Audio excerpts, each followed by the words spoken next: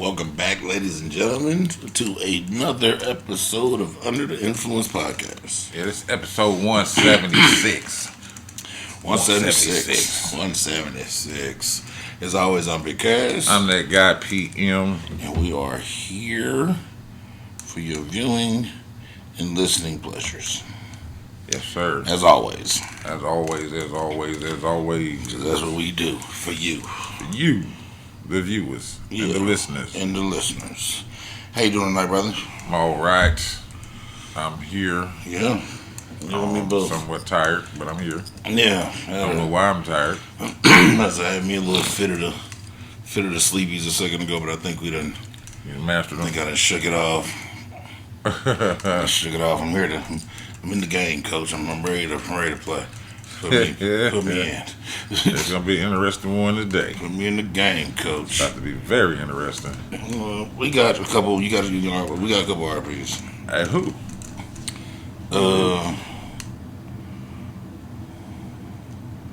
The first one is.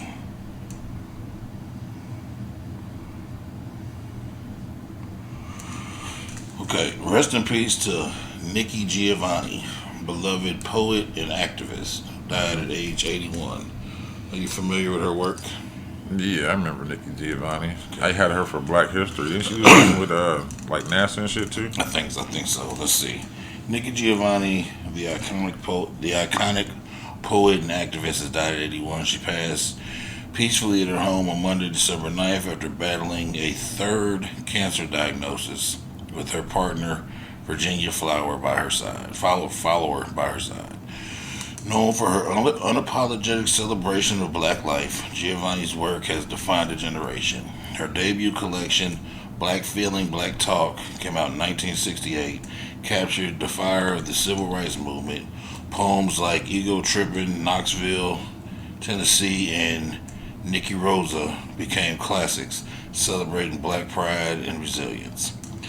Other standout works include Cotton Candy on a Rainy Day, Love Poems, and her children's book, Rosa, which won the Color Coat honor.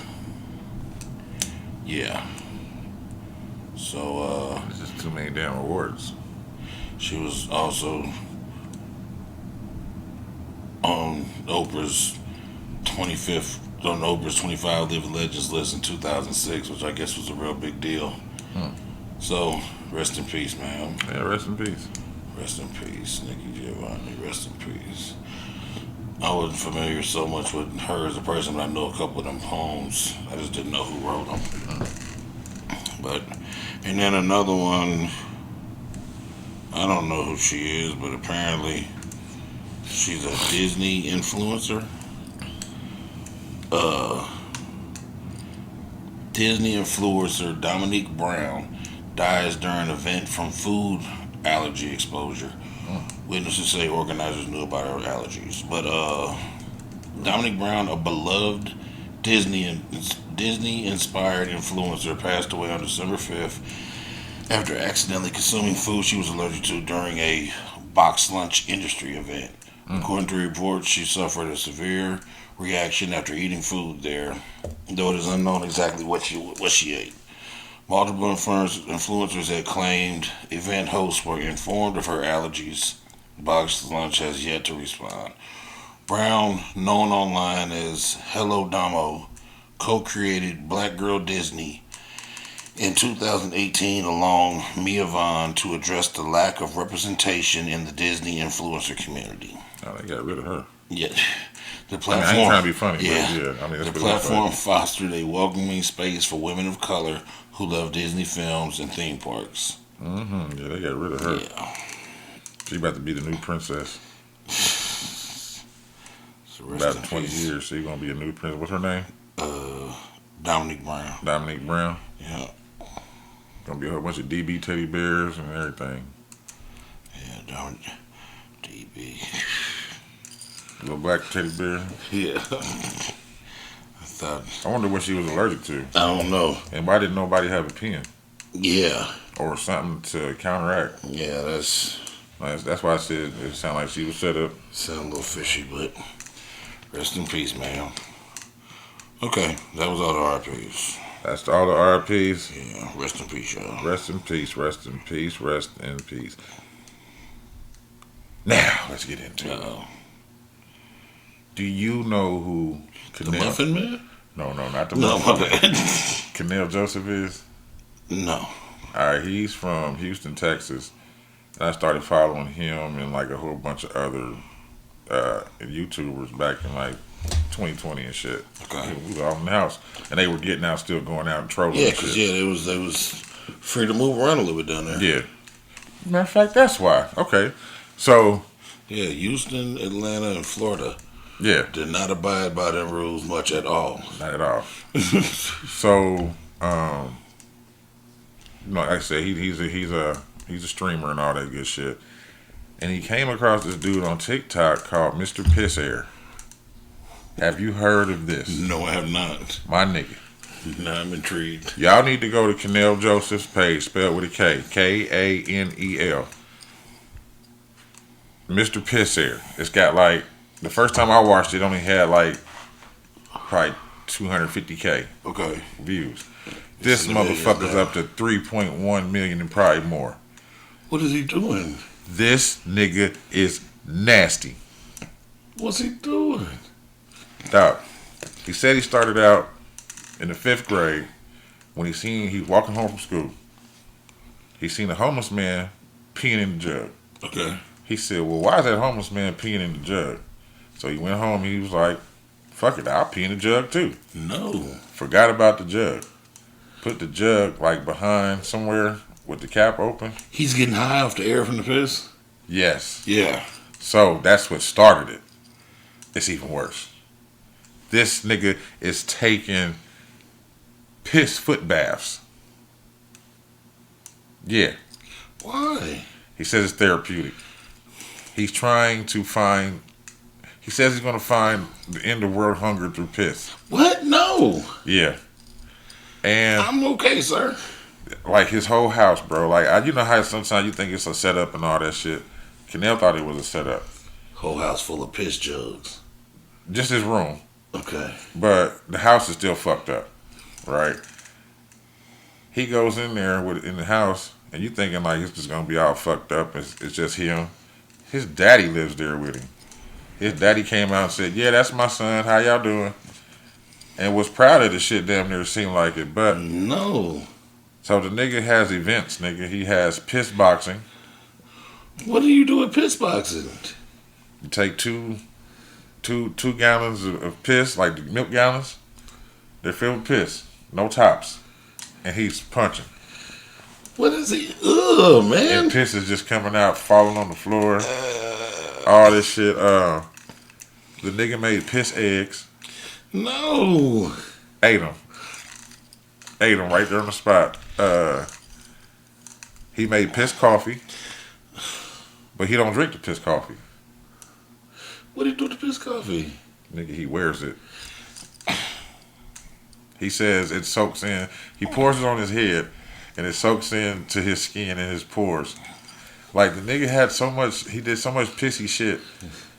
His whole body was just ashy.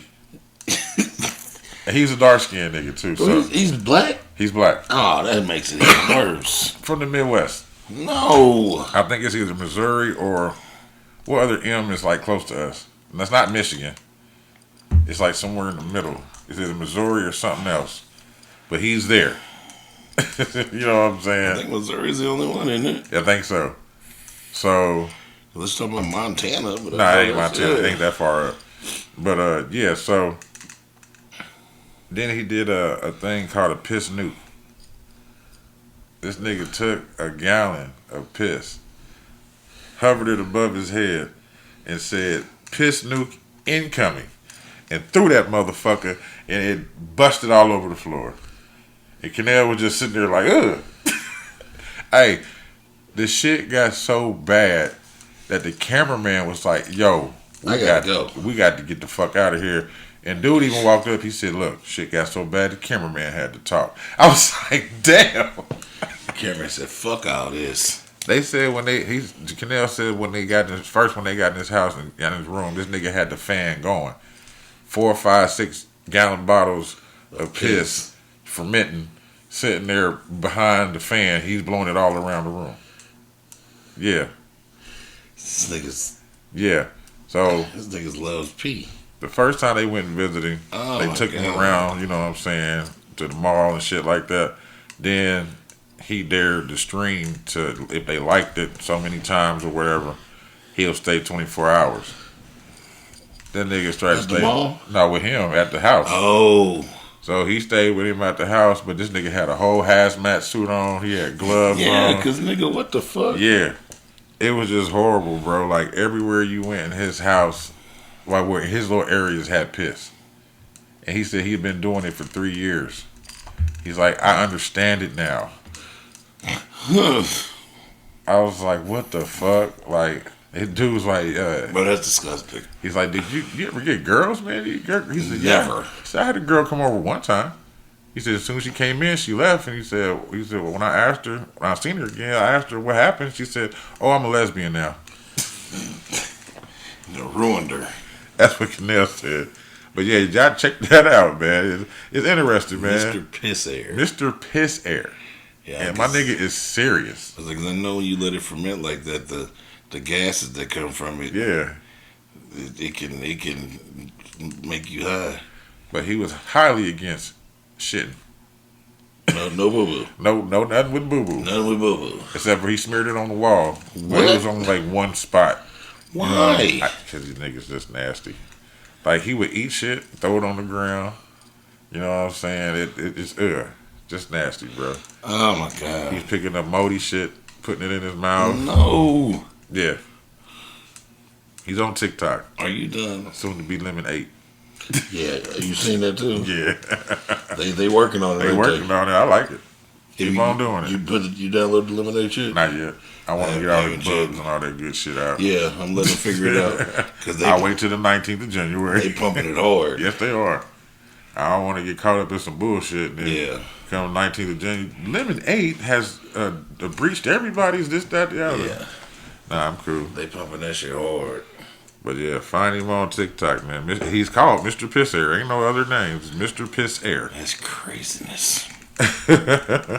Ugh. Yeah, talk about some ugh. Infatuation with urine, nigga. Yeah. Alright, Philadelphia man who was exonerated and awarded $4.1 million after serving 24 years in prison is headed back to prison for allegedly killing a man who failed to pay him a $1,200 debt for cocaine. Wait. My nigga just got $4.1 million. And he out here trapping. And fronting niggas dope and killing niggas. He should just be handing it out. Stupid. Shaurn Thomas, 50. His name is Sharon? Shaurn? Shaurn? Shaurn? Oh, I ain't gonna try. Yeah. I got you, Sharon. Yeah, Thomas, 50 years old, was exonerated and given a $4.1 million settlement after he was released from a life sentence in 2017, following an overturning of his 1994 murder conviction. He probably blew through that money. Thomas pled guilty to a 2023 murder on Tuesday. He was convicted of shooting and killing his girlfriend's friend, Akeem Edwards, last year after the victim allegedly failed to pay $1,200 for cocaine Thomas provided him to sell. On top of the murder charges, Thomas pled guilty to conspiracy and illegal gun possession and a few other charges. This nigga on his way back. Shit. Let me find my way back. Back. He found it. He probably trying to get in there with Diddy. He ain't getting out of that motherfucker no time soon. Not after that. Hell no. But I think he spent that 4.1. Yeah, that's right. Or child support, or somebody else took it. But why you tripping over $1,200? He got that money back in 2017. Nah, he probably ran through it. Let's go. He probably, whatever he had left, he probably put it in the streets. Dope game. Try to flip it. So he'll say. He's probably actually flipping. But the nigga was in jail for 24 years? 20. 20? 20. How old was Deleted he? it. 23. He's 50. Oh. He got convicted in 94 and got acquitted and found to be not guilty in 2017. So he was in jail from 94 to 2017. That's crazy. Yeah. What was it for? I didn't So it say was for murder. Murder? So shouldn't that be double jeopardy? No, no, because he actually killed somebody. He killed a new nigga this time. Yeah, he served the time. The last time he didn't. He said, man, take that backlog that. Yeah. But that type of shit Time right there, served. that not to be like on some, because I know that's crazy. Yeah. But that type of shit right there, it kind of goes to show you what that place could turn somebody into. Because dude might have been a good, like, kind-hearted nigga who got thrown into a jungle for 20 years. Yeah. And now once you adapt to that nigga, now you're a beast. Who's the three dudes that just got out? Well, one of them died in prison, didn't he? The ones that those accused of killing Malcolm X? Is that who it was? Yeah. Okay. Yeah. They did their time. Well, of course they did some time, but then they found them. Not guilty. And they got a lot. They got some paper too. Yeah, I think one of them checked out. That's what it was. Yeah. But even with the niggas, the ones that suing T Diddy right now for the whatever the what's that park in New York, the Central Park 5. Oh yeah. Oh, T Daddy. T Diddy. You said T. That's his name now. Why is he a diddler? I'm calling him T Diddy, man. He been grabbing bitches by the pussies for years. But he ain't using baby oil. He probably is. And they say he got cocaine problem. That's T Diddy. Baby oil. Yeah, that's T Diddy. They use Lubriderm. That's maybe. Nigga probably use Icy Hot. Oh, Freak nasty nigga. I don't want none of that Ben Gay. Yeah, none Give of me that the Icy Hot. Ben's gay. We know. It's fantastic. We're progressive. That nigga's such an idiot, man. He did an interview the other day. What happened? Nigga just don't know shit about nothing he be talking about. And the little interviewer was trying not to. She was busting his ass, but trying not to make him look like a fucking idiot because she wasn't there on that type of mission. But he makes himself look like an idiot so easily. She was like, nigga, like. I be thinking this shit's just all a play. Like, what if he goes home? He's like, I just talk stupid to them all day just because I can. That's all. Like, what if that's just his hobby? I wouldn't fucking doubt it. Oh, Bro, shit. I wouldn't doubt it. That's probably making his dick break home and laugh about it. So I got a serious question. We need a distinction. Oh, well, we got a distinction, but I need to know between these two. I'm listening. So we know what the YNs is, right? The young niggas. Yes. Okay. And then OGs. Yeah. And then unks. Yeah. What separates OGs and unks? Is it an age? It's age. Is it 40? Should be 50. Should be 50? Should be 50. So where are we? We youngs. But it should be 50. It should be a separation. You see what I'm saying? Yeah. It should be. Well, after 50, you should be OG. Well, they call you OG after you're 25. Well, I know, and that's where. So that's why I be getting it confused. Like, I'm like, hold up. Well, to be quite honest with you, I'm probably wrong. In the young nigga handbook, we probably OGs right now. We probably in our 30s. Well, I only say that because every time I went around with my 30s, everybody's calling me, hey, what's up, OG? Yeah, but you know the the unk and auntie thing is a new thing. Yeah, it's new. That's what I'm saying. So where does I think Auntie Vibes is coming in at 39. Yeah, that's what I said. I think 40 is the crossing point. Okay. I just turned 40. I think I'm an OG now. Well, I think I'm an OG now. Yeah. We 40 to us. Yeah. But then they going to be start calling us Yeah, listen. I take any one of them, bro. I just wanted to find out where this trend fitted in at as far as time and age. Like, I get it. I don't never see it as like no disrespect or nothing like that. Because, it's always the common ground with us anyway. What's up, OG? Yeah. Or what? Just saying what's up. But I'm like, where does Unc come in at? Like, how old do you got to be Unc? Am I Unc now? I think I'm graduated from OG to Unc. OG is first. Uncle's first, then OG is after that. Because OG is the new. I mean, Unc is the new little term. Okay. Because I know the little bros, I know they be calling themselves auntie. They all in their mid-30s. Right. That's what I'm saying. Auntie knees getting bad. I can't be in the club no more. Like I'm mid-30s. So I think. So then, what's taking the gap between? Like I said, because I already seen that 25 was OG. You know what I'm saying? I think now everybody was always celebrating when we was coming up, lasting past 21. That's what I'm saying. I think now with the young niggas, because you know they always switching up everything. No, I understand that. So I think now, after 25, 30 and all that, you now become Unc. Okay. And then when you get to our age, like now, you become OG. All right. Which would make sense. It does. It does make a lot of sense. Yeah. I just wanted, like who else is paying attention to this shit? Like where is it falling? You know what I mean? Motherfucking young niggas, I'm so sick of them motherfuckers, boy. Them niggas be seeing me together. What's up, OG? What's up, nigga? Quit talking to me. You niggas. Can I get $1? Yeah, you niggas worry. Boy, I had one nigga. They had the wrong nigga the other day. They asked he's probably our age. And the little young nigga asked that nigga for a motherfucking $1. That nigga said, boy, if you don't go out here and figure out how to get something from somewhere without asking another grown ass man, you ain't got no fucking pride about nigga. He went off on that little young boy.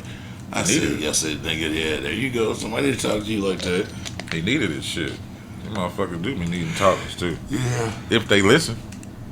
Because if you like my age, I'm not giving you no money. Nah. Well, no. Depends. Depends on your situation. I'm not giving none of them niggas my age no money. I'll give, like I got a couple homeboys that we've been knowing each other since we was kids, and they in a bad spot. Right. But I know that they know that I know that they in a bad spot due to drugs. Right. So I never get them niggas money. If they see me at the gas station, I'll buy you some food. No, that's straight. Like, if a motherfucker straight up with me, like he's saying, hey, look, man, I just want a bag of chips. Mm-hmm. I just need this, that, the other. If I got $1 or two, I might give you that. You know what I'm saying? Yep. But if you at the gas pump and you talking about, hey, man, I need some gas, this, that, the other, if you hook a nigga up with $5, Nigga, get your lying ass on. If you ain't lying, I'm gonna do you like I did them one girls. Yeah, I put it on the pump. Yep, put it right on the pump. And go ahead and put it in your car. Well, you gonna give me it's on the pump, or you go ahead and pump it. Yeah. You say you need a gas, right? You need to get home. That's all you need, bro. I got one homeboy now. That's my dog, man. But for different reasons in life, man, he's out there. When that nigga see me, boy, he know I will buy him some food. He know I'm his dog. I buy him some food, nigga. But I won't give you 3 pennies. Right. And nigga like, man, I ain't ate in 2 days. Well, nigga, let me go and get you some tenders and some wedges. I don't fall for guilt trip shit a lot, but I do remember faces and motherfuckers that try to do that. Yeah. There was a dude on Sherman and Raymond. He tried to do that at one of the gas stations. He had parked his van at one of the parking spots in front of the vacant building. And he come out talking about, I'm from Anderson. I got my kids. Yep. That's the go-to. Yeah, I'm a church dude, you know. And he was clean looking, you know what I'm saying? Yeah. So that time I was just like, nah, bro, I'm sorry, I really can't help you. So I was down to my snickle fritz, you know what I'm saying? So I remember him because of how he looked. And then the story, you know what I'm saying? 2 days later, he was at the gas station with the same story. About 2 to 3 months later. Okay. Same dude, looking raggedy as fuck. Like, the first time he was clean and smelling good. Like, he really came from a church thing. Yeah. You know what I'm saying? I kind of felt bad. I couldn't help him out. But then it was the same fucking story. Yep. I'm sitting there like, nigga, you been out here fucking around. I got one for you. Caught a nigga. Same story. 2 different gas stations, same day. Damn. Nigga caught me right here at the mid-offer. Sob story. Working. He had a gas. Yeah. Get a nigga a few dollars. And this was in my younger days when nigga was really moving around the city. So, fast forward, same day, a few hours later, I'm at the BP McDonald's on 38th in Illinois. Oh yeah, okay. I'm walking into that motherfucker. Here come this nigga. I never with went to the, that McDonald's. But I wasn't getting no food. No, I'm just saying Like, I never went to yeah. that McDonald's. Only one I never went to. I'm going into the motherfucking gas station. Nigga walk up on me, hit me with the same story. I'm standing there staring in his face, trying to give him time to realize that he's talked to me. Now, at this point in time, this is the years when I am very recognizable. Hair down my ass, bunch of chains on, mouth full of gold teeth, all these tattoos, no shirt on. Think everybody, I'm very recognizable. This nigga, I let the nigga finish his whole spell. I said, big dog. Nigga said, what's up? So you don't remember me from 3 hours ago? Was he fucked up? Oh shit! Oh my bad. I said, go ahead, man. You got me once, bro. You ain't. Was he fucked up? It didn't look like it, but I'm assuming he was. But I had gave him some money out this way. Yeah. Nigga, I said, you got me once, nigga. So when I was in culinary school, it was a couple. Yeah, and I'm talking about them. I don't give a fuck about them no more. Fucking motherfucking couple. I ain't gonna name them though. I ain't gonna do that to y'all. Y'all still might be out here doing that shit. They ended up getting together, whatever.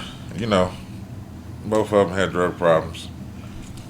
And I kept wondering, like, why were they always short on shit? You know what I'm saying? But come to find out, they was doing that. Going to the gas stations, and that was like they hustle.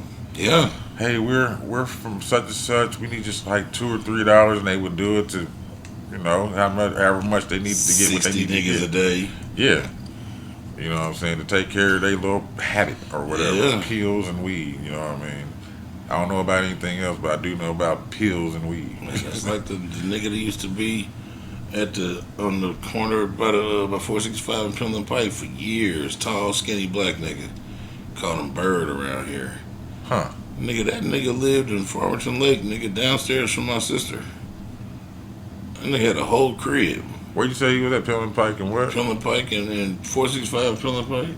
Right there. Okay, you back. By the menorahs and shit. We standing right there with his little sign and that nigga get done, he get on his little bike, he ride that bitch right down the way, hit Franklin, go to Farmington Lake. My sister lived on like the third floor. You know, Farmington Lake got like four floors. Yeah. He lived on like the third floor. He lived on the second floor because my sister lived on the third. Nigga, the whole crib. Damn. That's crazy. Yeah. Now you thought about 38th Street when we talking about motherfuckers out on the street. Dude, the Muslims Muslim anymore?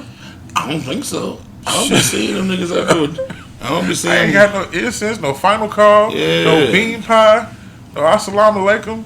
Nothing. I ain't seen nobody. I think they probably gonna get back to it. You know, that construction right there that's probably right. slowed them down. But they used to be on Keystone too. Well, that's what I'm talking about because you know they're. That's right. All that is fucked up now. Yeah, Indigo shit. It's all done now, but nigga, it's because you know that's where their little headquarters is at right there on 30th Houston next to the White Castle. Yeah. Yeah, because they moved it from 30th and it was on 30th and Guilford. Mm-hmm.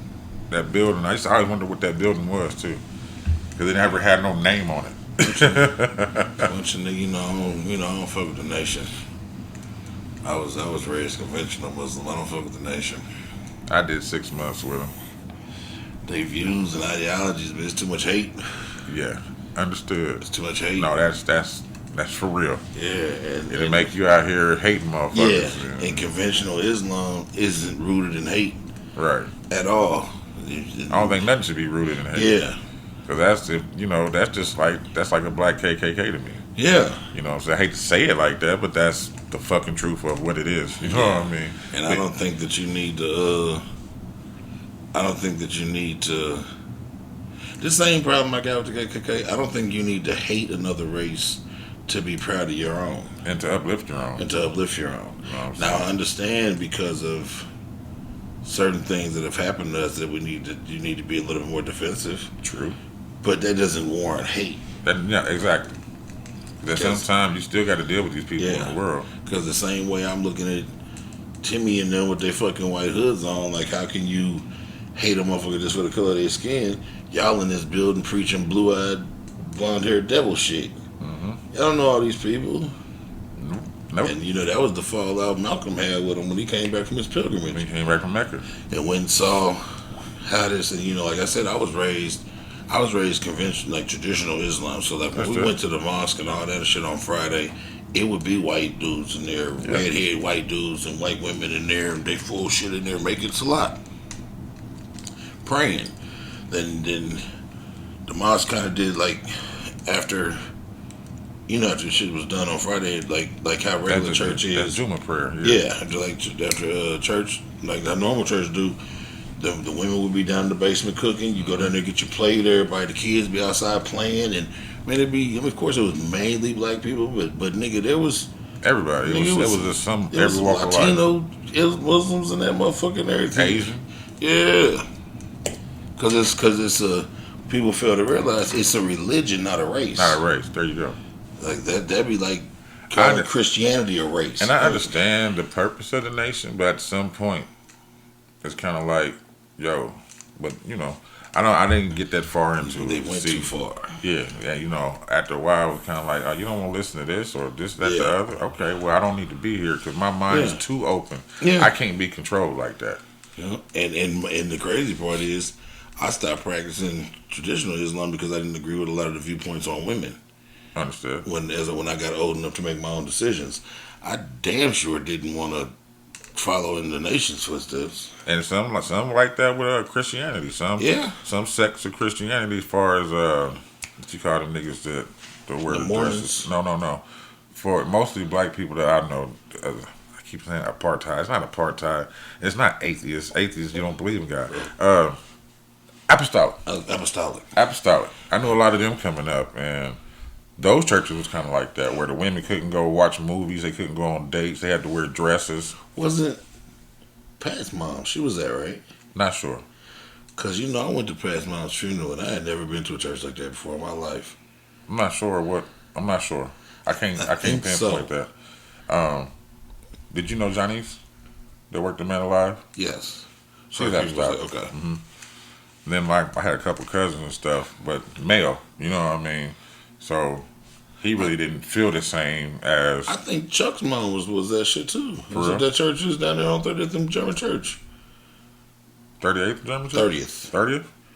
I don't know. Where Chuck Mama funeral was at. I know what you're talking about. Before Stony Brook Commons on the left. Yeah. Yep. That's what. Yeah. I'm not sure though. That's what Chuck mom was. Okay. I didn't know that. But they were. I don't know how it is now, but back in the day, like. Because Janice and Nona, they were my cousin's neighbors. Okay. And we would talk to them, and they were always, everyday dresses.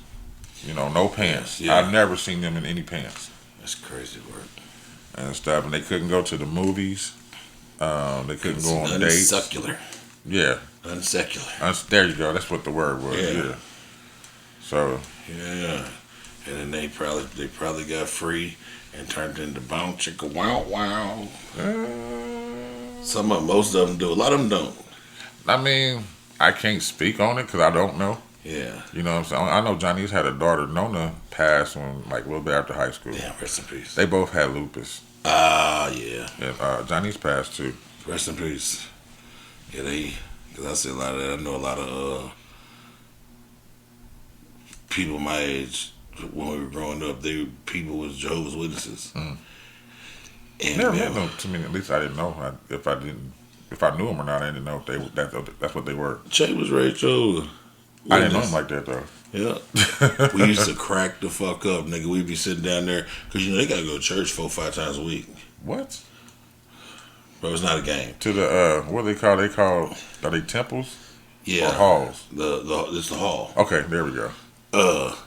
Bro, we be outside playing and doing our thing, and you hear his mama call that nigga name, and they had like a Buick LeSabre. Nigga be gone, and then you see him and his mom and his other brother creeping down the street in the Buick LeSabre, and nigga have his suit on. He be looking out the windows, looking fucking crazy. It's 4-5 times a week, nigga.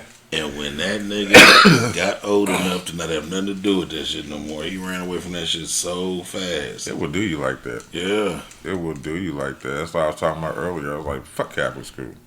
Yeah.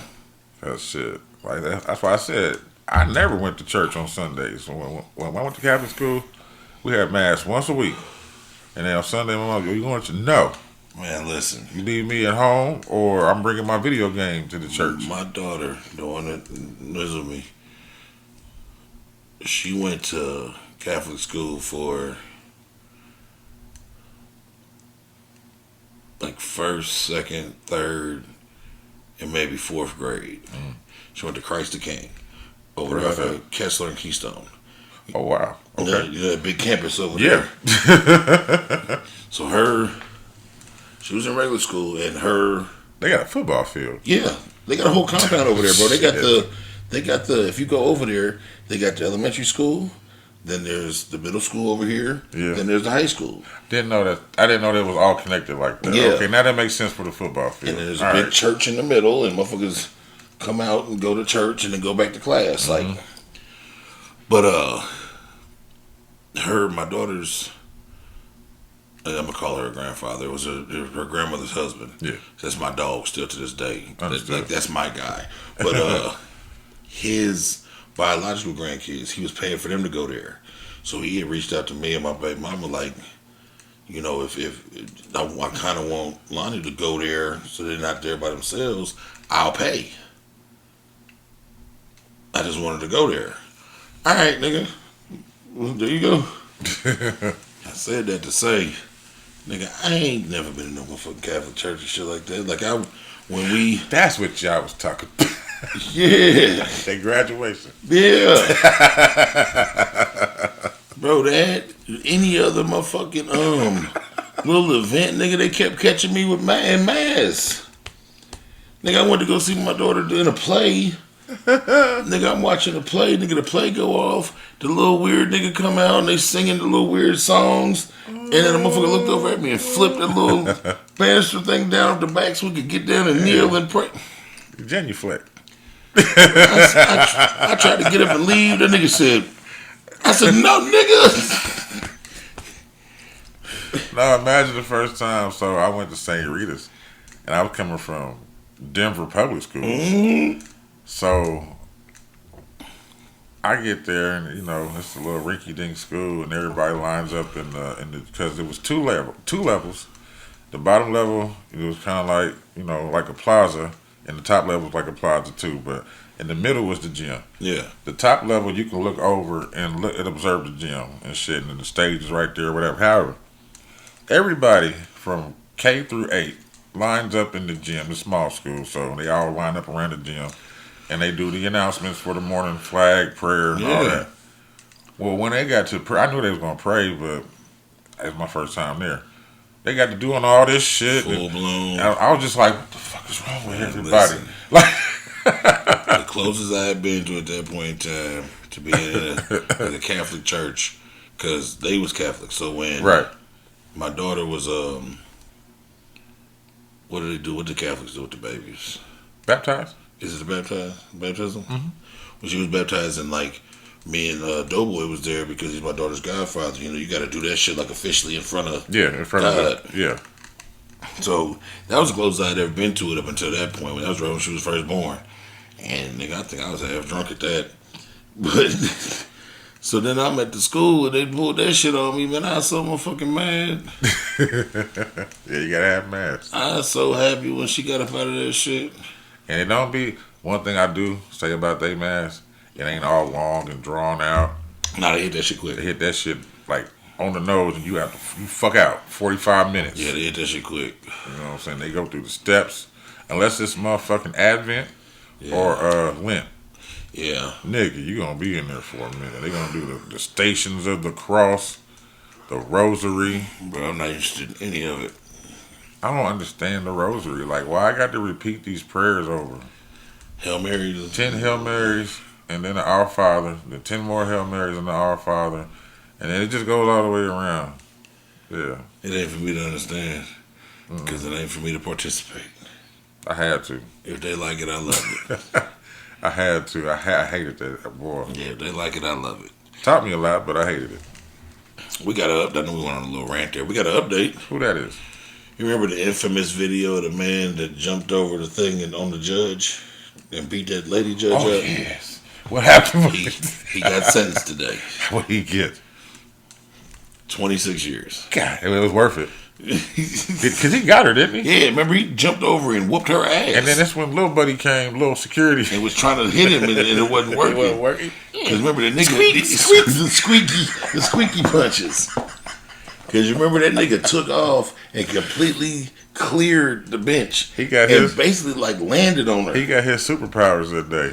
Yeah. Because remember he jumped and like landed. He jumped over the glass. Yeah, and landed on her and was down there fucking her up. They was trying to. All right. His name was. I think this nigga's name was Deborah. Huh? Go ahead. Deobra. Oh, Deobra? Deobra. That's where we're going to go with today. We got Let's go Shaurn and Deobra. That's the name of this one. What is it? Shaurn and Deobra. Shaurn. How do we spell? How was that spelled? Shaurn and Deobra. Deobra. Yeah.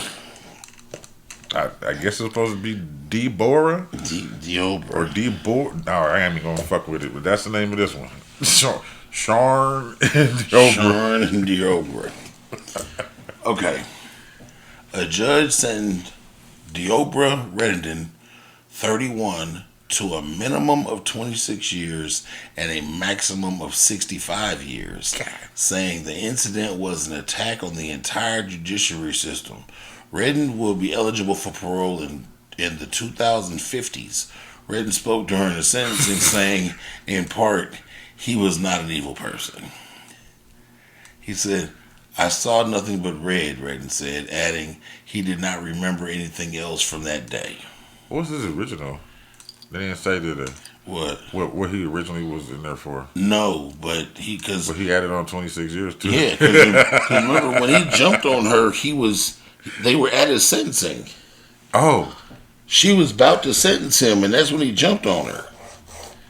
So then, this whole time they've been dealing with him jumping on her with that case. Right. So now he got another 26 years. So my thing is though, is he a hero? He is in my book. I mean, when he gets into prison, or when he got into prison. Oh yeah, absolutely.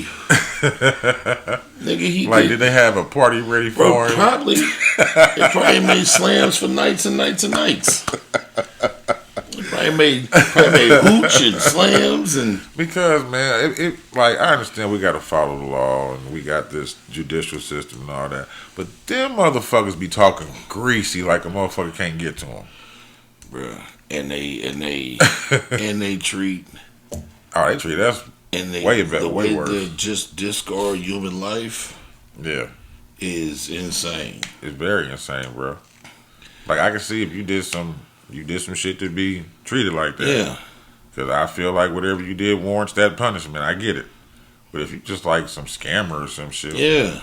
You know, yeah, you fuck with somebody's money, but they gonna get it back. Or even like if you look at, because like I don't feel like drug charges should be anywhere near as crazy as they are, because the thing about drugs is you're not forcing nobody to take them. No, it's a never-ending rat race because it's a business. It's supply and demand. So the second that you take the dealer off the streets, a new dealer's there. The second you take the fiend off the streets, a new fiend is there. These is choices people are making. They're gonna make them, so you might as well just comply now and do like what Oregon's doing. Yeah. Now you stealing and shit like that. Shit that's just wrong. Cool, but these is adults making adult decisions. But then even with that, don't protect the fucking adults from stealing though. Yeah. Because now they can steal up to what? Especially out there in the Bay, like what, to 900? And ain't shit gonna happen? Yeah. Get the fuck out of here. Yeah. You know what I'm saying? Where's the motivation for me to stop this crime? Especially if it's my shit. You know what I mean? Now, if I'm working for fucking Costco, Family Dollar, have at it, nigga. I ain't chasing you out the door. Yeah. If I don't get you inside and say, hey, sir, excuse me, sir. Excuse me, sir. They be like, well, why didn't you do your job and stop him? Does my shit say security, bitch? I'm a loss prevention officer. Yeah. Now, if I was that guy, yeah. That's cool. I'll do that, but no. But yeah, some of this shit that they be whacking niggas over there for some of this time frame is long as shit. Yeah. Well, I mean, I think he earned that 26. No. He should have bit the bitch. I know he whooped her ass. Yeah. I remember her being fucked up when it was done. Squeak. Yeah, Buddy Little Punches was trash. They was doing nothing. I got some positive shit. Okay. I got Rocky and Adrian, man. For some reason, the Philadelphians, they have channeled their inner Italian stallion at a Rocky and Adrian lookalike contest. I fucks with it. It says couples who look awkward on skates. Oh, blah blah blah. It says there's a Rocky and Adrian lookalike contest at Philadelphia's Rocky Fest on Friday. It says they have a Rocky Fest. Yeah, that's dope. So the evening event at the University of Pennsylvania's 1923 ice rink was meant to echo the pair's first date in the movie Rocky. Yeah. It says that what? It says the boxer never actually dons ice skates. Yeah, we know. He just shuffles on with his feet. It says the contest winning prize is a dinner at South Philadelphia's iconic Victor Cafe, which I guess is some upscale shit. Mm-hmm. It says it is. It says where the servers also sing opera, along with a hotel stay and $250 certificate for a Rocky themed gift shop. Damn. Yeah, no, that's all right there. So the event this week have included a mural unveiling, movie marathons, talks on the enduring appeal of the Sylvester Stallone character, and a bus tour of favorite scenes. I don't know how they're gonna do that. All right, whatever. Oh, from around the city. Yeah, around the city. So meanwhile, a second cast of the Rocky statue was unveiled at the top of the Rocky steps at the Philadelphia Museum of Art. So the original was featured in Rocky 3 and will remain there until December 31st. So if y'all want to go out there and see it, y'all can go see it. But that's pretty cool. You know, motherfuckers come out dressed as Rocky and Adrian. And it wasn't just, like, you would think it'd just be white couples. Nah, Italian couples. It's everybody. It's everybody. Nigga, that's all right. That's honestly my favorite film series. Rocky? Mm-hmm. Yeah, I like Rocky. From one to done. I watch My favorite all. one is it 5? Bro. With Tommy Gunn? Tommy Gunn. It's 5. Bro, I will burn a day to the ground. Because not only am I watching all the Rockies, but I run them into the Creeds. Oh, wow, yeah. I didn't think about it like that. Yeah. Because I didn't really fuck with Creed like that. Creed's hard. I just didn't get into it. No, it's a good movie. I just didn't really get into them like that. And I don't know why. There's 3 of them. So there's technically 8. There's 6 Rockies, yeah. Because remember, there's the Rocky that he did when he was older, Balboa. When he fought, Balboa when he fought Antonio Tarver, and then after that we got the Creed. So we got the first 5 Rockies, because the last one was the one with Tommy Gunn after he went broke and was back in the neighborhood. Yeah. And trying to train Tommy Gunn. That's when Paulie died, right? Yep. And then whooping Tommy Gunn ass in the street. Yep, on that motherfucking Camaro or that Firebird Trans Am, whatever it was. Tommy thought Rocky was a motherfucking plaything. Rocky whipped his ass out there in that motherfucking street, nigga.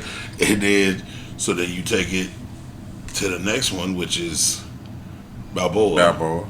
And that's when they do that AI generated fight against Antonio Tarver. And the funny shit is, they damn near predicted the future. Because what happened in that movie is essentially what's going on right now with the Paul brothers and what Floyd Mayweather's doing, the exhibition fights and you know what I'm saying? They damn near predicted the future. That was 15 years ago. That's probably where they got it from. It was 15 years ago. That's what I'm saying. Yeah, they damn near predicted the future. And you take that and you run that into the 3 Creeds. Yeah. And I'll burn a day to the ground fucking with Rocky. And they started right at the first one. Because the first one is like that's back when they were making like 2.5 hour movies, right? That's damn 3 hours. But I think the first Rocky came out in the 70s. Late 70s, yeah. Late 70s. But that's what I'm saying. Yeah. The movies back then was long, so yeah, you're right. It's gonna take a minute. I'll burn a day to the ground fucking with Rocky. Cause shit, Color Purple was long as hell, and that was one tape. Yeah, I'm shitty, man. I don't know where that motherfucker, and I'm shitty too, because that's one of my favorite things. Near and dear, the ex of mine had got me the Rocky box set on Blu-ray disc back when Blu-rays was the shit. Yeah. And I don't know where the fuck that motherfucker went, man. In between moving from different cribs and Blu-rays not being a thing, and I held on to it and a Blu-ray player like a lot longer than I should have. Yeah. Just because of the sentimental value. Oh, I'm about to say, but did you have a PlayStation 2 or? Yeah. You could have played your Blu-rays on them. I know, but you just wanted to keep the Blu-ray player itself. I kept it together because I kept it in the top of my closet for a long time for times when like the internet would go out. Yep.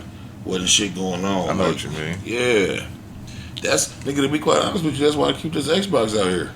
Because that motherfucker plays DVDs. I don't play no fucking games. Shit goes wrong, nigga, I turn that bitch on and put a DVD in. Shit, I had to do that for a while. One thing I hate about DVDs is that there's no multiple compilation of movies on there, so you just gotta hear the menu when you wake up. I bought all them DVDs when I was out of town. And I have no clue what I did with them. Whole bag of them, like 15 movies. You left them in the other dimension. There was the shift. I think so. Speaking of another dimension, some unreal shit. Oh, shit. We didn't get to talk about it. It happened right after our last pod. No, we didn't. I know where you're going. Go ahead. When Buddy got smoked? Yes. The CEO? Yes. Did you see what the bullet shell said? There was a book title. Deny something, depose. Did it defraud? Defraud, it's a book about insurance companies. Yeah, deny, defraud, depose. Yeah. And the man ran up on Buddy and smoked him. And they got him now. I think that's the puppet. The puppet, yeah. They caught him with too much. Yeah. Conveniently in the McDonald's, my nigga. Yeah. Come on. Chilling. With the manifesto. Chilling and... The silencer. Yeah. Yeah. I mean... Because when you said something about, what you called him, T Diddy? T Diddy. I like that. T Diddy, yeah. Remember, he was T Daddy. Yeah, he was. I switched it up. He's T Diddy now. I like T Diddy. But, Take that. Can't stop, won't stop fucking what the I was United about to say about that, it was something about that I was talking about, the police or some shit. I forgot. It'll come back. But go ahead with him, man. Yeah, apparently, his name is Luigi. Luciano? Maglione. Yeah, anyway, he's fucked. Manglone. Maglione? Maglione. I don't know. Luigi Maglione. They released his 262-word manifesto. And he said the United States healthcare have simply gotten too powerful and abuse of our country for immense profits. That's what I was going to say. They didn't have nothing about Trump on the YouTube news at all. It was all this nigga. Yeah. Every fucking article or video insert was him. This nigga, according to him in the thing, this nigga left a note to say to the feds in his manifesto, to the feds, I'll keep this short because I do respect what you do for our country. I'll save you a lengthy investigation. I'll state plainly, I wasn't working with anyone. This is all my soul doing from, let me see what it is. Yeah, I wasn't working with anyone. He said the U.S. has the #1 most expensive healthcare system in the world, yet we rank roughly 42 in life expectancy. United is the largest company in the U.S. by market cap, behind only Apple, Google, Walmart. It has grown and grown. But has our life expectancy? Nope. No. The reality is these have simply gotten too powerful. Talking about the healthcare, and they continue to abuse our country for immense profits because the American public has allowed them to get away with it, and I decided not to let them do it anymore. And I understand where he's coming from. I don't agree with what he did, but I understand where he's coming from. And I find it funny that, what's up with these CEOs getting knocked the fuck off? Because motherfuckers is sick of shit, bro. Like, but what did the dude for Cash App do? That was like a lover's quarrel, they said. Oh, that's right. That was they said that But was like it's a lover's call. But it's funny though. Yeah, cause It's like almost around the same time of year. Yep. Let's knock a CEO off. Well, you see that you see that they took all the other places started taking the CEO's pictures down off the websites. Yeah, that shit was crazy because of what he put on that bullet shell. And the internet was ahead of it, and they had rushed to the websites and screenshotted pictures of the CEOs, and the internet started posting them like, "Hey, just in case you got some more work you want to do, man. Like this is the CEO of such and such and such and such." That's fucked up. Then of course, motherfuckers is always gonna take it too far. Yeah, they will. Like I know you try to take out CEOs and shit, but this is my baby daddy, and if you ever need to, that's fucked up. he ran down on him, man. Like you said, bro, I don't agree with what he did because it's a life. And this dude wife released a statement the other day because he had 2 kids and this, that, and third. But bro, you gotta think. I know you got 2 kids and blah blah blah blah blah. But bro, that same healthcare company, bro, they just did something where they aren't paying for. They're deciding how long a surgery should take. Right. And then after that, they're putting all the bill on you. They're not paying for the anesthesia. Oh wow. They're deciding, not a doctor, not a surgeon. They're deciding, oh, heart transplant, you should only need 45 minutes anesthesia. And so after that 45 minutes anesthesia, it falls on you. Yeah. That shit's like $100 a minute. And that's what the doctors is like, nigga, you're not a doctor. This is a life-saving procedure here. But any companies like that, man, because I remember it's real stupid. I remember it was and not this is anywhere near the same, but it's just the comparison of a person that's working for a company that's trying to swindle you out of money compared to a professional. I remember one of my guys, his roof was damaged, and the adjuster from the insurance company and the roof repair nigga was up on the roof trying to put together the roof repair nigga was. Yeah. What are you talking about? He was like, nigga, well, show me how to do it then, since you know so much. Since you know so much. Like, well, I don't know that much. He's like, well, how you gonna tell me I'm not doing my job? Tell me what needs to be done over here if you don't know. About. And it is just because their whole purpose is to goddamn save this company money. That's all it is. That's all it is, man. That's like I met the motherfucker. Well, he was just a motherfucker. He wasn't trying to do that. He was up in Anderson. I think it was either Anderson or Fort Wayne. Can't remember which one it was, but I met the motherfucker that was doing it. Doing what?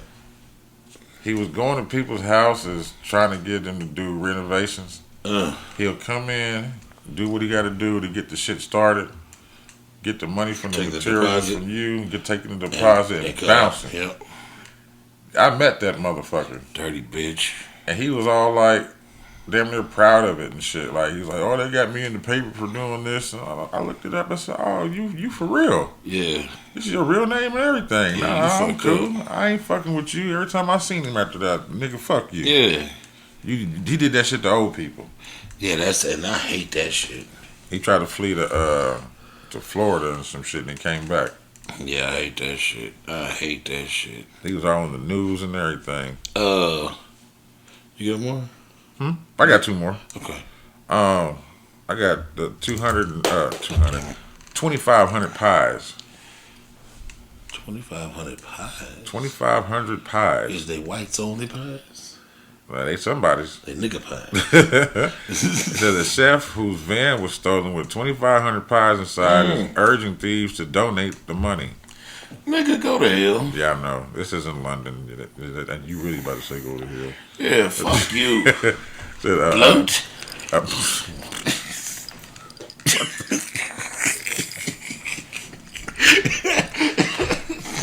What? It says a British chef has urged thieves who stole a van with 2,500 savory pies inside to do the right thing and donate the edible loot to the needy. Tommy Banks, who owns 2 Michelin-starred restaurants, Let me see. Not down in London, you don't. That It's nasty ass shit they making. It says I'm trying to meet if he's got 2 Michelin stars or he's got 2 Michelin starred restaurants. So there's 2 different ones. They can go to hell. He's in a pub in North English, Yorkshire, whatever. Said a member of his staff discovered the van was missing along with its cargo of steak and ale turkey and butternut squash pies. Yeah, listen to that. Intended for a Christmas market in the city of York. Listen to York, that. not New York. Said Listen to that. The food They is should have took them pies and drove them into the river. That's probably what they did. I would hope so. Said the food was, feed that shit to stray dogs. it was valued at £25,000 or 32,000 our money. So their money is 7,000. Oh, anyway, it says bank said the van. They suck. Huh? Cause they suck. It said bank said the van was insured, but he implored the vehicle thieves not to let the food go to waste. All right, he got on Instagram telling them, Oh, they stole the van for the van, but it had his pies in it. Yeah, he said, I know they dumped that shit on the corner somewhere. Listen to his plea. He said, I know you're a criminal, but maybe just do something nice because it's Christmas, and maybe we can feed 1,000 people with these pies. I can't do that because if somebody hears about a pie giveaway, they know I'm the nigga that stole the truck. Some random road man, ain't that what they call him down there, the Jackers? Yeah. Road man, some random road man in the hood just passing out shit pies. The roadman. To all these dusty ass Brits. Sick of them niggas. But it says, look, check this out. It says the pie heist is not the latest theft in artisanal edibles. Remember, we talked about this a minute ago. It says October, nearly 1,000 wheels of cloth artisanal cheddar cheese weighing 22 metric tons and valued at 300,000 pounds. Lick on the cheese. It was swiped from London's Neal's Yard and Dairy. He took that shit. He took that shit to other little countries. Hey, nigga, they took the cheese and they went to get the pies. They about to make some cheese pies. And Nick, they said they Muslims and Muslims, nigga. They Muslim, nigga. Them niggas probably took that cheese over to Germany or some shit and sold it. You know, them motherfuckers. That's why they don't understand that we don't lead this bitch that much, nigga. They shit so small. It's 8-9 countries in the proximity of what? Like, you know how they always say like we not well traveled. Yeah. The reason that they think we're not well traveled is because the time it would take us to drive across Texas, they can go to 5 different countries over there. Yeah. Because it's all really close. Yeah. Some of them are small. Like my parents was met in Germany and ended up getting married in Switzerland. Because you just get on a train and go. Yeah. Everything's connected. Yeah. That's so they be like, y'all don't leave the country. And the motherfucker don't understand. Like, you can drive for 4 days straight and still be in California. Nah, that's true. Shit, you can do that through Kansas. That's what I'm saying. If you're going towards California, shit, you be in Kansas for about 3 days. That's what I'm saying. It's not no bullshit. So when they don't have the understanding of that, that's on the Greyhound though. Yeah, because they so used to getting on them little trains and going for like one dude I was watching. He's a British dude that live here, and he was explaining it like on his TikTok to him. He was like, people here will commute to work for an hour and a half drive. Yeah. He was like, we back home we take an hour and a half ride on the train. We go into a whole nother country to explore some whole different shit. He was like, here, motherfucker going to work. That's true. Yeah. So yeah, I don't, but still, fuck him. And fuck this dude. What do you do? Because I'm not sure how I feel about this. Well, I am sure how I feel about this, but he shouldn't have got off. The dude that choked out the Michael Jackson impersonator. You heard about this? The story on... No. Okay, all right, so... What the fuck? What's his name? The Michael Jackson impersonator? No, the nigga that choked him out. Daniel Penny. Oh, fuck it. He ain't got no weird name. No, now before I get into this is my problem. So, he's a ex-Marine. The Michael Jackson? The Danny Perry nigga. Oh, okay. Daniel Perry nigga. He's an ex-Marine. So with the ex-Marine shit, he is very experienced in what a chokehold should be. Can do. Yeah. It's a chokehold. I guess Buddy was acting irate on the train in New York, and he decided to take it upon himself to handle Buddy, the Michael Jackson impersonator. But he choked this nigga out for 6 minutes, killing him dead, of course. Yeah. And then tried to plead like self-defense and some other shit. After like 2 minutes, you start to brain damage and anything after that. It's over. But the thing is, when you're trained in it, bro, you know how long before a nigga go to sleep. Yeah. You know that you're killing a motherfucker if you do this at the third. He probably had a flashback. Well, whatever happened, they acquitted him today of choking that black man to death. Oh, that guy. Yeah. That's why that name sounded familiar. Daniel Perry. Yeah. Okay. Daniel Perry acquitted in Jordan Neely. That's the Michael Jackson impersonator. Okay. That's Jordan Neely. Oh, he was dark skinned Michael. Yeah, okay. Dark skinned Michael. Yeah. Kind of thing. That's why he got the red suit on. Michael Jackson. Yeah, he was Thriller Michael. Yeah. For Villalago. Then he became bad. Got a hold of Mike. Because I'm okay. He became light skinned and became bad. A Manhattan jury has found Daniel Perry not guilty of criminally negligent homicide in the subway chokehold death of Jordan Neely, a case that ignited heated debates about public safety, mental health, and crime in New York City.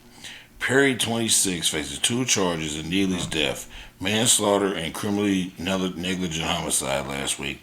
The manslaughter charge, the most serious, was dismissed after the jury twice said they couldn't reach a unanimous decision. Damn.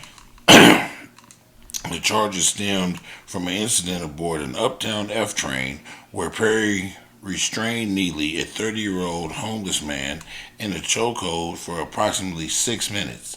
The defense argued Penny acted in self-defense to protect himself and other passengers after Neely, described as an erratic and mentally ill man, made alarming statements about being willing to die and harm others. You don't choke a nigga out for 6 minutes, bro. No. Where was everybody else at? They just watching? Watched? I'm tired of this watch mentality. Yep, just watching. That's what I'm tired of. They should go to jail too. Just like they did them in Seinfeld. They all watched it. You all go. Yep. Shit. But murder's murder. Yeah. He need to go. He said he was acquitted. He acquitted, nigga. He's not going to jail at all. Yeah, no, that's what I'm saying. So yeah, murder's murder, and he needs to go to jail at least for a year. That's what I'm saying. At do best, some time. You gotta do some time for that, bro. My cousin had to do a year. Yeah. And it was self-defense. So why can't you go to a year for a year? Yeah. Shit. When I'm all for, and I can even see the charges being dropped after that year because he wasn't set out to go do that. He was actually helping people. Well, I'm all for getting off on self-defense. But once you, bro, it's the same. You know, it's certain rules like when you got your gun permit and shit. Yeah. You know, if you shoot a nigga all in the back. Oh yeah, especially if they're running away. Bro, that's no longer self-defense. Nope. If I empty the whole clip in the nigga. That's excessive force. Excessive force. It's no longer self-defense. Nope. Because I think it's anything after 3. 3, yeah.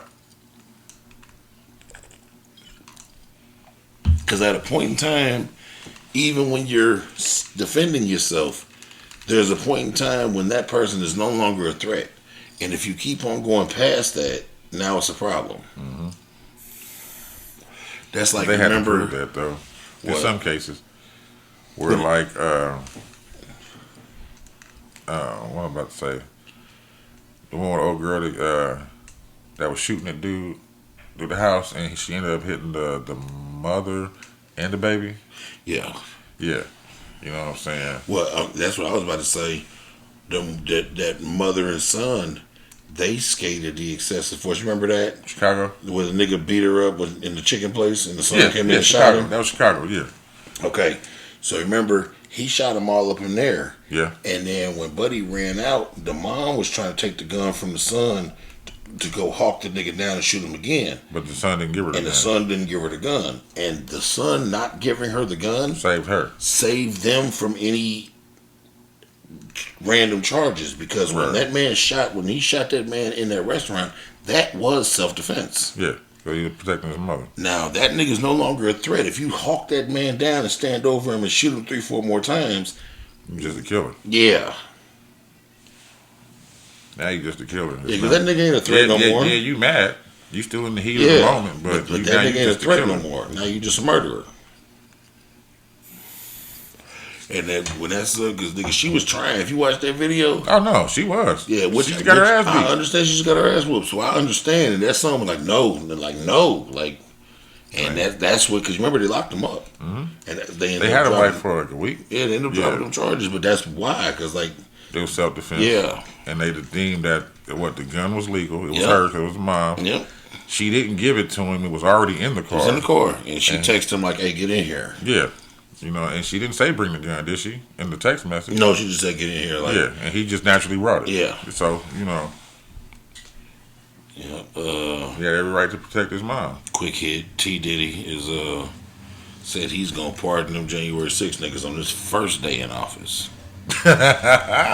He said that shit on the interview or something. Because he sent them on that mission. Yeah, the niggas they was asking about it. He said, yes, one of the very first things I looked at. She said, like, very first. He said, first day. Damn. I got a good one, man. We always talk about negative shit. I caught it somewhere out there.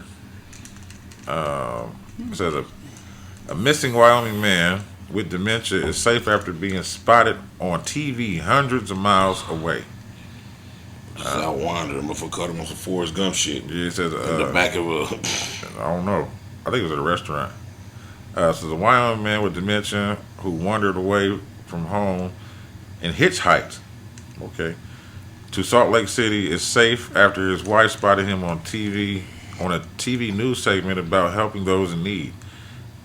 91-year-old, did I just read that right? 91-year-old Michael Black ended up at rescue mission on Salt Lake, over 200 miles away from the couple's home in Afton and western Wyoming Star Valley. Arriving at the shelter, Black was recorded in a KSL news segment about feeding people in need at Thanksgiving time. So the Salt Lake City station broadcast zone extends into Wyoming, where Avril Black happened to be tuned in and watching. She thought, wait a minute, I'm sure I just saw Michael. So I paused the TV, set it back, and yeah, sure enough, there he was. Avril Black, 77. Damn, her dude, 91. She's 77. He's a good one. Okay. She just what she told the news. He had been missing for 3 days. Damn. Police entered Michael Black's information into a database where after his wife reported him missing on November 25th, tipsters helped police map his journey through southern Idaho into northern Utah, where the trail went cold. Damn. But for one more lift, got Black from a bus station to the rescue mission, where he got to talking with Jay Rouse, whoever the fuck these people are on. This nigga make a movie. He said, I realized this sweet old man was in need of some help. This is what Rouse says. She's the shelter's chapel lead. Says on November 27th, Avril Black spotted her white-haired husband in a black coat wearing dinner among dozens of others in the 10 p.m. news. She says, I'm speechless. It just blows me away that happened. Boy, does he have some guardian angels looking after him. That's crazy. He didn't want to eat that Thanksgiving food. Nah. He didn't want her to cook no more. She up there cooking. You remember in the what's that name with is it Chevy Chase? National Lampoon's Christmas. Yeah. That one lady brought the Jello with the cat food in it. Yeah. That's probably what she doing. Ugh. He's like, I'm 91, but I ain't dumb. Yeah, I ain't eating that shit. He probably faked that shit out. He's like, look, man, just give me the fuck away from me, man. Look, you want these Roxy's? I got a prescription. Yeah, take me up here. Take me somewhere far away from here. We can work out a deal. You can come back every month on the 3rd. I asked God to make me a bird, but He wouldn't do that. So you can take me far away. That would be nice. In your Thunderbird. Let's go. Some old Jenny shit. They tripping, making these movies into plays. Nigga, Jason Lyric is about to be a live play now. That's going to be very interesting. Yeah. You see them niggas I got downstairs? And they are on a wild run. It's going to be from... Who going to play Eddie Griffin? It's going to be from February 13th to May 4th. And they going all the way from Houston, Texas to Washington, D.C. and everywhere in between. When they coming here? I don't think they're going to Detroit. Okay. They're going to Houston, New Orleans, Los Angeles, Oakland, Detroit, Cleveland, Milwaukee, Chicago. Oh, May 16th, Indianapolis, Indiana. May 16th? Yeah. And then May 20th, they're going to be in Louisville. I wonder if it's going to be at the Old National Center. Probably. But I don't know. Then, I might have to get some tickets. I want to see this. No, you don't. Is it a musical? It's a play. It's going to be live. Man, they got to sing and shit. Nigga, Alan Payne is going to be in it. Just be hood. Alan Payne is going to be in it. Yeah. Eva Marcel. Tretch, he's in it. He was in the movie, yeah. K. Michelle. She's probably going to play Jada Pinkett. She's probably going to play Jada Pinkett's best friend, the one that was fucking Tretch. She's not thick enough. And I'm pretty sure Eva Marcel is gonna play Jada Pinkett's part. The lyric. Yeah. And then Tyron Turner's gonna be in it. Tyron Turner. Kane. Mrs. Society. Was he gonna be the brother? I don't know. He probably. Not ugly enough. Man, listen. Joaquin Woodbine stole that role, man. That's his movie. It should be called Jason's Brother. Should be called Bo Keen's Lyrics. He stole the shit out of that movie. Yeah. See, that's when he was trying to bounce back off a strap. Yep. Made that bullshit on HBO. They been selling guns to kids and shit. Dancing and trying to do some hip hop shit. Looking weird as fuck with no eyebrows. That's why I remember that nigga. I was like, who is this no eyebrow ass nigga looking like a Goomba? Like if you put some feet right here and shit, that nigga like a straight up Goomba. Joaquin Woodbine. I like him though. He's a good actor. Yeah, he is. I'm glad he got his he got back in the rotation. Yeah, he fell off for a little bit. Yeah, he did. He was talking about it. He was talking about he just couldn't get. Wasn't he in a scary movie? Like he was an officer or some shit. Yeah, he was in that, and then he was they had a couple seasons of the Tupac and Biggie murder thing when they did like the cop aspect of it. He was one of the cops for a couple seasons. Didn't know that. Yeah, he didn't have a bounce back. Damn, that's a low road for him. Okay. No, it was good. It was a leading role. It was leading role. I didn't watch the shit, so I don't know. It was a series. It was on USA, and it was on a series. It was like for 2 seasons, and him and this other white cop was like the lead detectives on the shit. Huh? Yeah, I was watching the thing, bro. He like accredited motherfuckers finding him again to a Vlad interview. Oh. He randomly went on Vlad after like being cold as fucking ice cubes for years, and was just on there. They were just talking about everything, and then he was on a few things, and then he came back to the second Vlad interview, and he's like, "Man, I ain't gonna front Vlad." He was like, after our interview, motherfuckers just started reaching out. That's what shit does. Like motherfuckers just kind of forgot, I guess. Yeah. Niggas kind of got reintroduced and was like, "Oh no, buddy, cold." He was on another movie. It was really, really good. It's a Mark Wahlberg movie not that long ago. No, I can think of it the Big Hit. No. He was a cop that ended up going to the penitentiary for a second on some shit, and then he came back out and he was trying to solve the crime that ended up getting put in there. And Joaquin Woodbine was his old partner, and he ended up being dirty, and I think that's what I'm thinking about. Yeah. Because he was the bad guy. Who, Joaquin? Yeah, he was the bad guy. That's why I don't know why I thought it was a horror movie. That's probably what I'm thinking about. Yeah, it was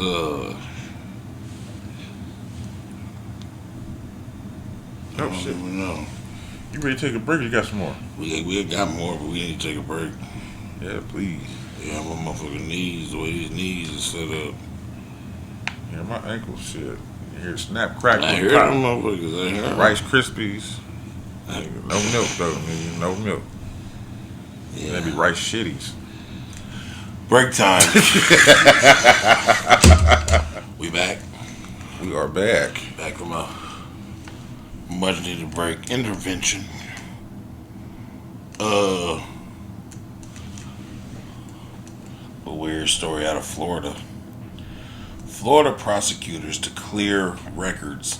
This current? Yep, for Broward County felons charged with buying police-made crack in the 80s and early 90s.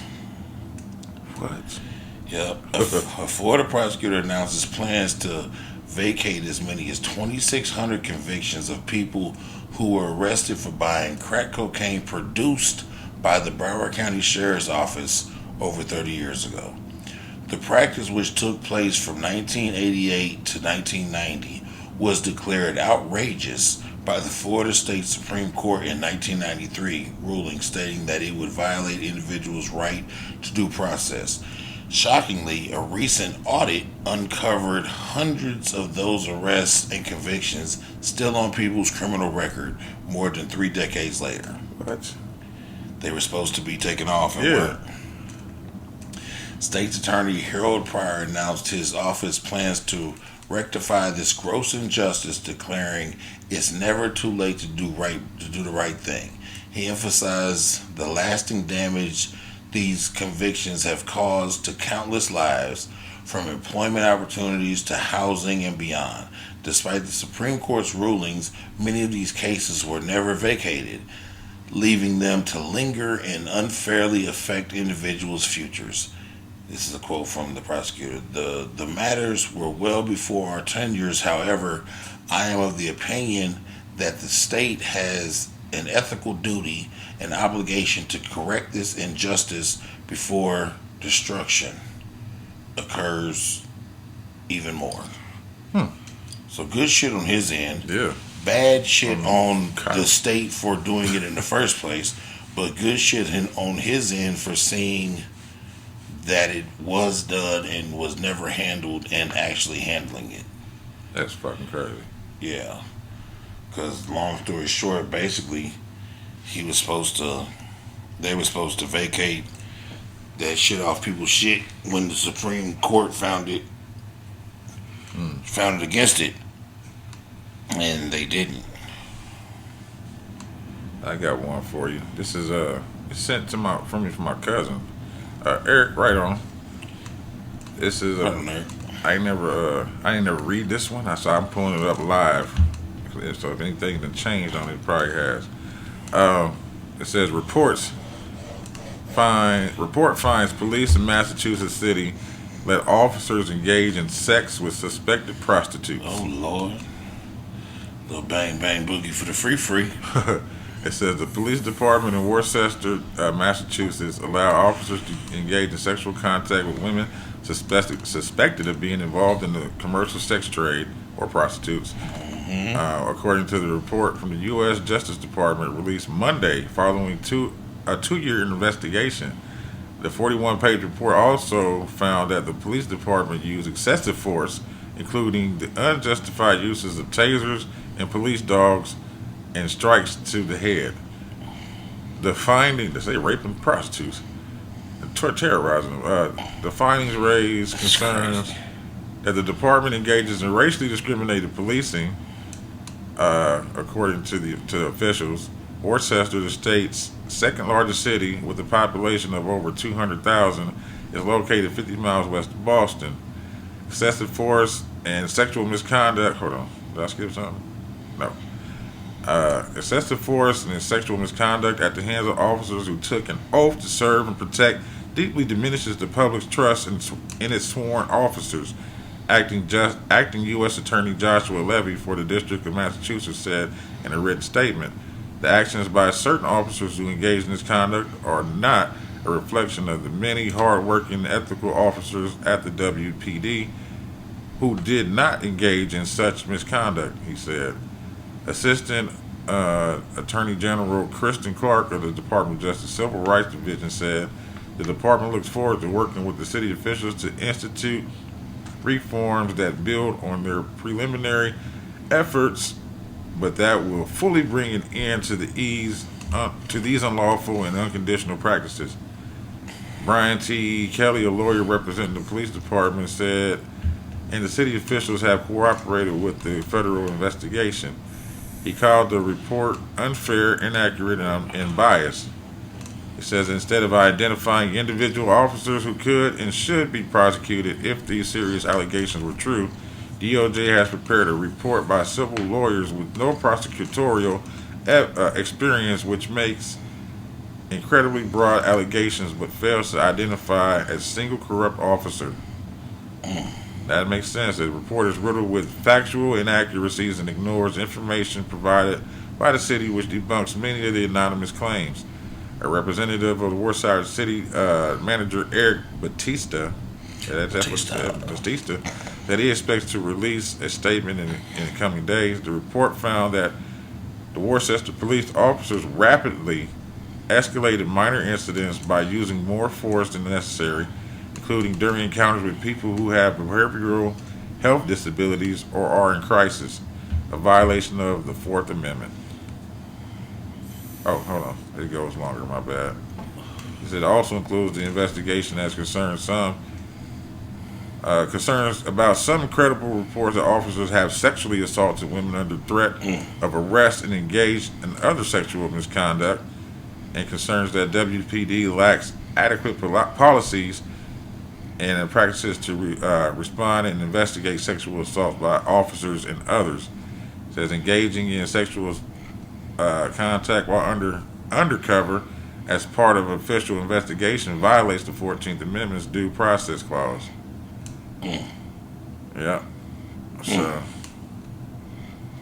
these motherfuckers is out here beating up the mentally healthy people and assaulting and beating up the motherfucking prostitutes and using dogs and shit on them. God damn.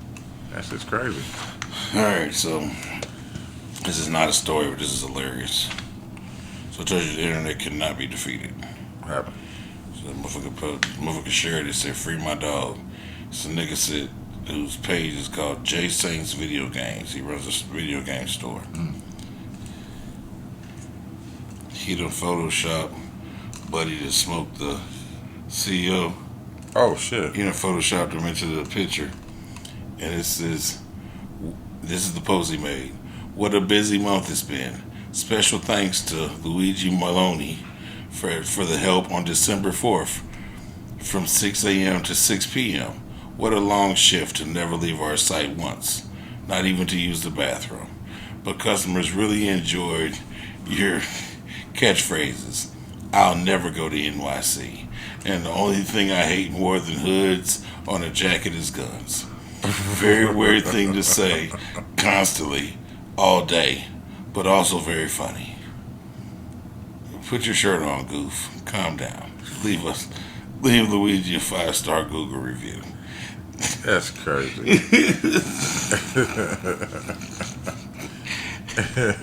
If we can share it, talking about free my dog. That is fucked up. Oh man. Quick hits. Got to follow up. You remember when the big ass teenager fell off that ride and died in Florida? Yeah. What they conclude? Yeah, it was their fault, and a jury awarded his family $310 million. Damn. Jury awards. Cause he died, right? He just wasn't like handicapped or nothing, right? No, he was fine. Remember, he was on the little slingshot thing, and when it took off, they hadn't latched the thing down all the way on him, and he fell out and went splat. But he didn't die? No, he died. Oh, that's what I said. He died. Okay. This is an award to his family. Okay. The family of Tyree Sampson, a 14-year-old who tragically fell to his death from a Florida amusement park ride in 2022, has been awarded a $310 million has been awarded $310 million in a civil lawsuit against the ride manufacturer. The verdict was reached on December 5th after a jury deliberated for just 1 hour. Sampson, a St. Louis County, Missouri resident, was visiting Orlando's Icon Park on March 24th, 2022, when he fell from a free-fall drop tower, a ride that included a 430-foot descent. Despite being rushed to the hospital, the teenager died from his injuries, leaving his family devastated and sparking outrage over ride safeties and standards. The lawsuit targeted Funtime Handles, the Austria-based manufacturer of the rides, citing gross negligence. The $310 million settlement will be divided evenly between Sampson's parents, with each receiving $155 million. Attorney Ben Crump, that nigga's always there. I said something about him last week. Yep, he's always there. And Natalie Jackson, who represented the family, described the verdict as a pivotal moment for corporate accountability. That's what it is. That's crazy. Rest in peace, young man, again. Yeah, rest in peace. Tyrese That Sampson, because I remember that video, but that was crucial. That was a crucial time. Yeah, that was crucial. Especially at the amusement park. Yeah, I remember remember all them people. I remember that happened, man. That was crucial business. But they were determining like he was too big to get on there or something. They said that he might have been too big to get on there, and they shouldn't have let him. But since they let him, they were supposed to make sure he was secured properly, and they let his big ass on there and didn't lock him in. So when the motherfucker when it went up, did that drop down thing, the thing flipped open and gravity took him. Yeah. So he just kind of came out. Remember, he just fell. Fuck, that's a bad dream. Yeah, and he's 14, bro. Like I got a 14-year-old daughter right now, and a daughter that's about to be 14. Like I couldn't imagine. That's one of them, like you fall and then you wake up in the dream. Yeah. But he never woke up. He never woke up. Like you say, he went splat. Yeah. So rest in peace again, man. And I'm glad they making the people be accountable for their bullshit. Nah, I'm glad too. Speaking of bullshit, Master P's son is on some bullshit. Which one? Master P's son is among SUU basketball players accused of stealing $3,000 worth of refrigerators. Many fridges, probably. I don't know. Master P's son, Hersey Miller, the 24-year-old. Yeah, you know that was his name? No, I know his name. Okay. I was going to out my eye. Okay. Hersey Miller, the 24-year-old son of Master P, and two of his Southern Utah University basketball teammates are facing theft charges after allegedly stealing 2 refrigerators from the university campus. 2? Yeah. Miller, oh, some big motherfuckers. Yeah. Miller, along with teammates Brock Fitter, 20, and Peter Dadson Jr., 25, were arrested on November 27th and charged with 1 count of theft, according to multiple reports. Court documents revealed the 3 athletes are accused of taking 2 refrigerators valued at $1,500 each from the loading dock of the SUU campus bookstore on November 11th. Man, you know what that sounds like. Like some hazing shit. Security footage reportedly shows the players loading the appliances into their vehicles. That's some hazing shit. That's what it sounds like. Because why would you do that if your dad is who your dad is? Yeah, that's what it sounds like. Sounds like some hazing type shit. Sounds like some, yeah. That's exactly what it sounds like. They just getting, what they call it, crossing the line. Yeah. Sound like some hazing type shit. But from what I'm like, 1,502 of them, that's it? Yeah. Where the fuck y'all gonna put them if y'all living on campus? And I doubt he's living on campus, so come on. Yeah. And he's playing basketball there for him. Yeah. So I know he's got sponsorships because they know they're getting paid now. Yeah, I know. That's crazy. That movie sucked. What was it? Elevation. Oh, that's what you just said. It was terrible. It's horrible. it was like Tremors without the tremors. Mm. Okay. Tremors, the other Tremors. I fuck with it. They above ground. Yeah. Judge Mathis is being sued. By his wife? Nope. Who? Judge Mathis sued for July 2023 incident where he allegedly threatened to shoot city workers. He did what? He's a judge. He threatened to shoot city workers. Judge Mathis is in hot water after allegedly threatening a city worker last July with a lawsuit now in progress. Ricardo Acosta, a Los Angeles Department of Water and Power employee, has filed a lawsuit accusing Mathis of endangering his life during a dispute over a parked dump truck. Augusta alleges the confrontation began when Mathis tried to leave his driveway but was blocked by the truck. Court documents revealed that Mathis exited his car and shouted, "Move the fucking truck out the way." Augusta claims the judge stood behind the truck, refusing to move despite safety concerns due to the incline. When Augusta asked him to step aside, Mathis allegedly responded with, "I do not give a fuck," and to run him over and see what happens.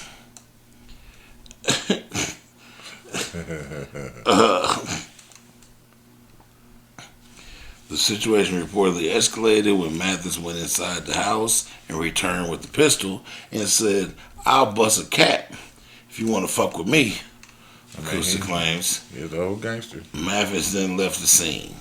Lawsuit accuses Mathis of assault and intentional infliction of emotional distress, seeking damages. Mathis' attorney denied the allegations, calling the claims a last-ditch attempt to extort Mathis. If it's the last-ditch attempt, he probably tried to hit him. Just, man, I won't sue you if you give me X, Y, Z. No, bust cap in your ass. No. Take me to trial, bitch. Take that shit to trial, bitch. We got Mathis. I had some shit about Jamie Foxx, but I don't want to talk about it because I haven't watched it yet. The show? Jamie Foxx got a new special on Netflix. I'm glad you said that. I got something to watch now. Yeah, where he supposedly explained, it's called "See What Had Happened Was," and he's supposed to break down His coma shit? what happened. Okay. And it sounded like, from what I've seen, what I read about it, it sounded like he had the same exact thing that happened to Melvin. A coma that led to a stroke that led to a brain bleed that led to a coma. Yeah. Yeah. Shit's scary. Yeah. That ain't gonna happen any time. But I've heard just from today, because I found out about the Jamie Foxx shit today, motherfuckers telling me about it, it's supposed to be like really good. Okay. I didn't even know nothing about it. I don't be on the Netflix. It just came out today. Oh, okay. Yeah. What's today? Today's Tuesday. Today's Tuesday.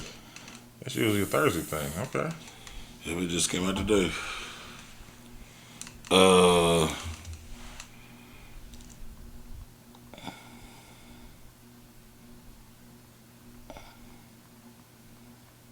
One more current. Yeah. And yeah. We're not gonna get into it, but I don't think Jay-Z did that shit. We'll follow up with more details. Another episode. Let it unwind first a little bit. Huh? See, I let it unwind first a little bit. We get some more gravity. I just don't think he did it. But I don't think he did it either. We'll figure it out. I think somebody's just trying to include him in. Yeah, we'll talk more about it later on. But South Carolina mom sues Mattel over porn site link on Wicked doll boxes. What? You know that new movie that's out, Wicked? Yeah. So they got, on the boxes, they got a link for Wicked.com that's supposed to take you to the... But we know what Wicked.com is. I've never heard of Wicked, but I could just... As soon as you said it, I was like, Yeah. oh, that sounds like a porn place. Yeah. That's Wicked porn. Yeah. Look that up tonight. A South Carolina mom Cha-ching. Got a new site. Hope I ain't got to use my registration. A South Carolina mom is I'm using not. a toy company is suing toy company Mattel after purchasing a Wicked themed doll that unintentionally directed the users to a pornographic website.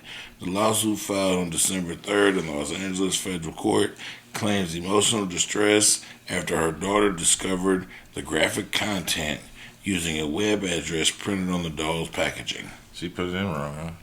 I don't think so, because, Or it probably came up on Google. yeah, because that's what they put, www.wicked.com. And that takes you to a porn site. Somebody didn't do. Somebody didn't do their research. Or they got hacked. But no, it's been a porn site. No, I'm talking about for the Oh, to put that on that box. It was probably supposed to be something else. Somebody's fired. yeah, somebody's fired. They are fired along with their whole what do you call that team? That team. Y'all know what I'm talking about. Yeah, them. The people that put the shit together. Who put this shit together? Me, that's who. It was Tanish, boy. She think she's grown because she got titties. Raggedy Alpha. Alright, that's it for the occurrence. It's time for Florida man. Florida's. Shit, I only got two of them. This is only half. This is half naked Florida man, high on meth, breaks into home, grabs resident's carpet cleaner. And does what with that We're about to find out. I didn't read none of it. I just looked at it and said, that's it. Florida man told police he doesn't remember breaking into a Winter Haven home wearing only a shirt because he was on drugs. Police say residents inside a home on 6th Street in Winter Haven were awakened shortly after 1:30 a.m. on Thursday by a loud bang at the door.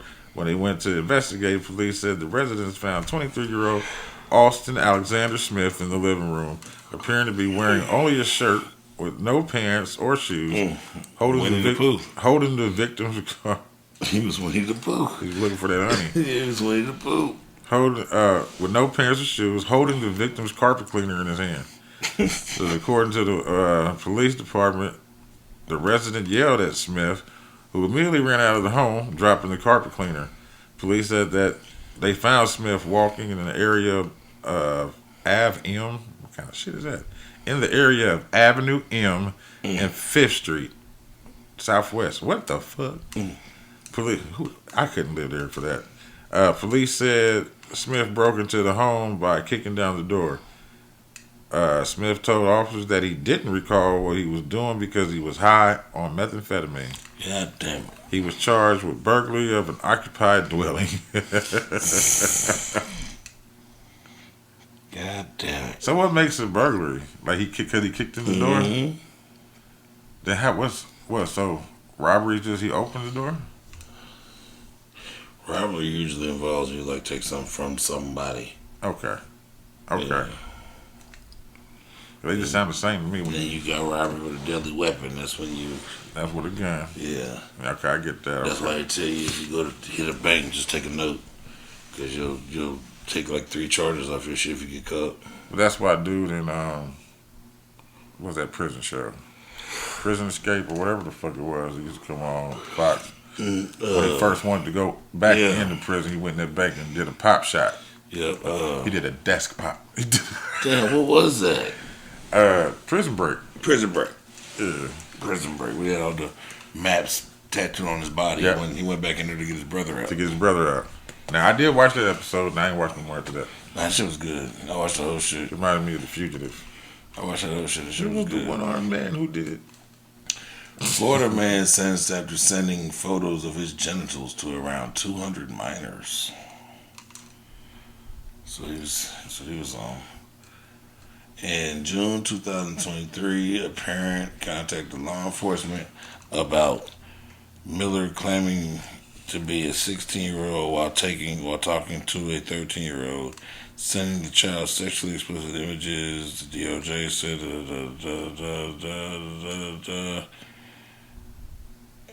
so much. 200 though.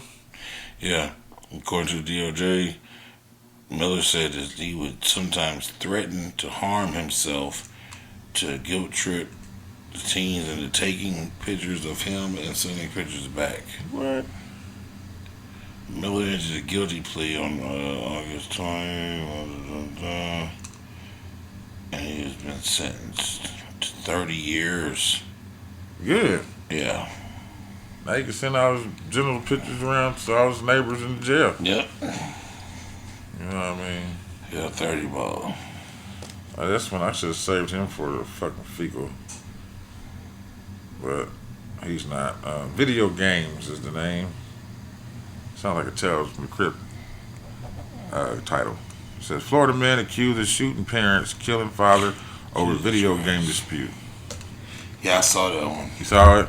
Yeah, I was gonna get that one. Says a 23-year-old in Central Florida is accused of shooting his parents, killing his father after the victim God damn.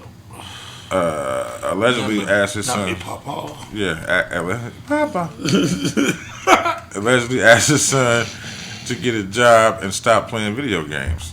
He should have got a job at video games. Nigga went crazy and killed his daddy. Yeah, it says on December 7th around 11:20 p.m., a woman had reported to the Barlow police that her son, 23-year-old Joseph Voigt, I don't know, had shot both her and her husband, 63-year-old Marvin. We shot mama too? Yeah, they didn't say how old she was, but Marvin Voigt. At the scene, officers reported finding Marvin dead in the driveway from multiple gunshot wounds. Marvin's wife, the caller, was found inside the home with a serious gunshot wound. According to investigators, she was able to tell officers that her son had shot them both before fleeing the scene. She was rushed to the hospital where she remains in critical condition but stable. Oh fuck, this is long. It says a be on the lookout notice was issued for Joseph Voigt's vehicle to law enforcement agencies in Polk County surrounding the areas at 2 a.m. Orlando PD spotted the vehicle on International Drive. Officers were then able to conduct a felony traffic stop, which took Joseph into custody. Said deputies, blah, blah, blah. Said that he allegedly admitted to shooting his parents. Joseph shot his father after the victim was upset that his son was spending most of his time playing video games and pressuring him to find a job. Yeah, that's pretty much it. Yeah, he's currently held. He's currently held at the Orange County Jail, awaiting transfer to the Polk County Jail. All the rest of that shit is just fucking cannon fodder on it. Fluff. Basically. Fluffy. This next one, he's a son of a bitch. Okay.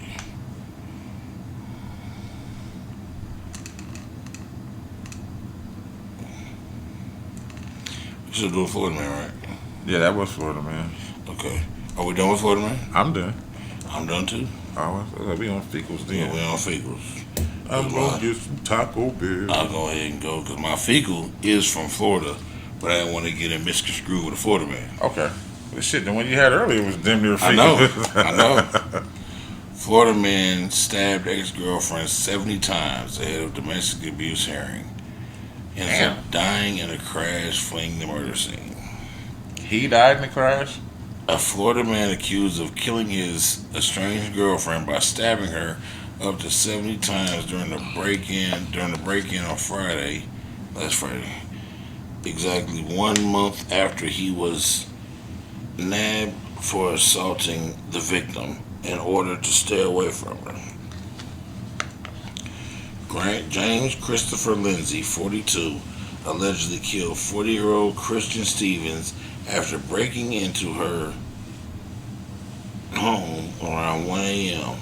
when he learned she was on a date with another man. Oh, shit. Yeah. The knife-wielding maniac... You tired of jacking off? The knife-wielding maniac who was expected to be arraigned on domestic violence battery charges against Stevens the same day of the vicious murder, was found dead in a rollover car crash on Fort Christmas Road in Orange County hours after he fled his victim's home. So basically, the nigga stabbed up his girl Yeah. and fled. He wasn't even running from the police at the time. He fled, lost control, rode his shit. That's probably his plan. Maybe. Think about it. He already had his heart broke. Went there, stabbed her up 70 times. Poked her down. The other dude wasn't there. So he waited till she left. He's stupid. He could have had 2 for 1. Well, 3 for 1. Because he killed himself. He ended up killing himself. That's fucked up. Yeah. Yeah. No, this one's real fucked up. And I only got one. Okay. This is the cannibal sacrifice. Oh, no. Yeah. That's where we at? I seen it and I was like, yeah, this is it's only gonna be this one. I ain't looking for nothing else. Shit, it's kind of long. It ain't that long, but it's long. Convicted cannibal serial killer sentenced to death for dismembering victims for sacrifices. Jesus Christ. Remember, we started with piss air, now we're about to end up with shit air. Oh, Jason Allen Thornburg, a Texas man who was convicted of murdering 3 people in the name of sacrifices and admitted to eating parts of one of his victims, Lord, no. was sentenced to death for his crimes. A jury found Thornburg, 44, guilty on November 20th after he was accused of committing the gruesome killings of David Luares, 42, Lauren Phillips, 34, and Marie Cruz Mathis, 33. The dismembered remains of those 3 victims were found burning in a dumpster No. in September 2021. Thornburg was indicted for their murders that December. He ain't get away with nothing. Nah, they got his ass quick. In his arrest warrant, he admitted to the killings as well as the apparent murders of his girlfriend Tanya Begay, 36, and his roommate Mark Jewell, 61. Damn. Oh. On December 4th, Thornburg learned his fate. Prosecutors were seeking the death penalty before the beginning of the trial. Tarrant County Criminal District Attorney Sharon Wilson said in 2022 the decision on whether or not to seek the death penalty is a crucial decision this office makes. The death penalty is reserved for the worst of the worst criminals. It is only fitting that we seek the death penalty in this case. The killings of the 3 victims connected to Thornburg's conviction were especially grisly.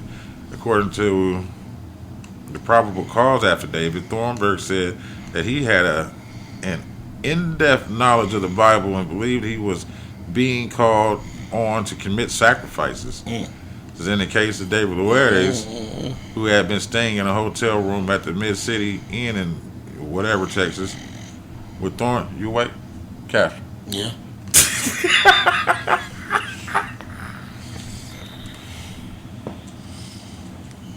That nigga woke up like Garfield. Yeah.